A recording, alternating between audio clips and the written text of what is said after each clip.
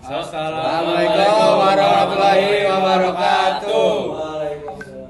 Kami dari kelompok 6 ujian praktek bahasa Arab bagian Ismiyah izin memperkenalkan diri. Nama saya Zafran dari kelas 10 Hamzah. Nama saya Ari Satria dari kelas 10 Hamzah. Nama saya Muhammad Emar Fadil dari kelas 10 Hamzah. Nama saya Nazril dari kelas 10 Hamzah. Nama saya Faiz Muhammad Farizi dari kelas 10 Hamzah. Selamat menyaksikan. Kalian tahu gak apa itu jumlah ismiyah? Nah, di sini saya akan menjelaskan apa itu jumlah ismiyah. Nah, jumlah ismiyah adalah kata yang diawali oleh kata isim atau bisa dibilang kata benda dan nama.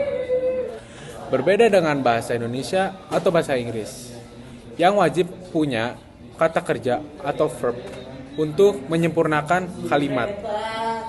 Bahasa Arab hanya modal memakai kata benda saja. Selanjutnya ada dua komponen utama. Sebuah kalimat tidak bisa disebut jumlah ismiyah jika tidak ada dua ini, yaitu mubtada dan khobar. Mubtada adalah kata kerja yang berada di awal kalimat dan berfungsi sebagai subjek atau topik yang ingin dibicarakan. Sedangkan khobar adalah informasi atau berita yang menjelaskan kondisi si mubtada. Selanjutnya kita akan melihat contoh kalimat-kalimat agar lebih terbayang. Contoh pertama itu Allahul Ghafur, Allah sebagai mubtada dan Ghafur sebagai khobar. Yang kedua, Alkitabu Jadidun, Alkitabu sebagai mubtada, Jadidun sebagai khobar. Yang ketiga, Ana Tolibun, Ana atau kata ganti atau isim sebagai mubtada dan Tolibun sebagai khobar. Aturan penting yang wajib diingat agar jumlah ismiyah kamu benar secara tata bahasa. Ada 3 aturan dasar yang harus diikuti. Aturan yang pertama adalah harokat akhir harus domah. Normalnya mubtada maupun khobar berakhiran domah atau domah tain. Misal Alkitabu Jadidun, harokat akhirnya itu domah tain. Aturan kedua, mubtada harus jelas. Mubtada biasanya bersifat spesifik, ditandai dengan adanya alif lam di depannya atau berupa nama orang atau kata ganti. Aturan ketiga adalah khobar harus mengikuti mubtada. Jika mubtadanya berjenis kelamin laki-laki, maka khobarnya juga harus berjenis kelamin laki-laki. Jika perempuan, khobarnya juga harus perempuan. Contoh mubtada yang laki-laki. Al-mudarisu mahirun, artinya Pak Guru itu mahir. Mubtadanya di situ ada al-mudarisu berjenis laki-laki dan khobarnya mahirun itu juga berjenis laki-laki. Contoh untuk yang perempuannya al-mudarisatu mahirotun, artinya Bu Guru itu mahir.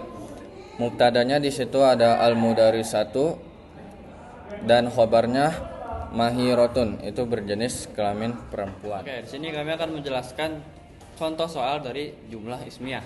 Soal yang pertama, tentukan mana mubtada atau subjek dan mana khobar atau predikat pada kalimat berikut ini. As-sayyaratun sari'atun. Nah, as-sayyaratun itu masuknya ke adalah mubtada. Syari'atun itu masuknya ke khobar. Oke, kita lanjut ke soal yang kedua. Pada kalimat di bawah ini, Fatimatun titik fil madrosati, penggunaan khobar yang benar adalah maridun atau maridotun. Nah, jadi jawabannya adalah maridotun. Kenapa? Karena mubtadanya adalah Fatimah atau bisa dibilang gendernya cewek atau juga bisa dibilang muannas. Ya. Oke, soal selanjutnya. Ubahlah jumlah fi'liyah berikut menjadi jumlah ismiyah. Yaqra'u at-talibul Qur'an. Nah, jadi jawabannya itu adalah at-talibu yaqra'ul Qur'an. Oke, lanjut ke contoh soal berikutnya. Jelaskan dengan singkat kenapa kalimat al-ma'ubarid disebut dengan jumlah ismiyah bukan jumlah fi'liyah. Nah, karena kalimat tersebut diawali oleh kata isim atau bisa dibilang kata benda, yaitu kata al-ma'u atau air, bukan diawali oleh kata kerja atau fi'il. Oke, kita lanjut ke soal terakhir. Mengapa kalimat ini tidak bisa disebut jumlah ismiyah? Jalasa Muhammadun alal kursi. Nah, karena kalimat tersebut diawali oleh kata fi'il atau bisa dibilang kata kerja, yaitu kata jalasa, telah duduk.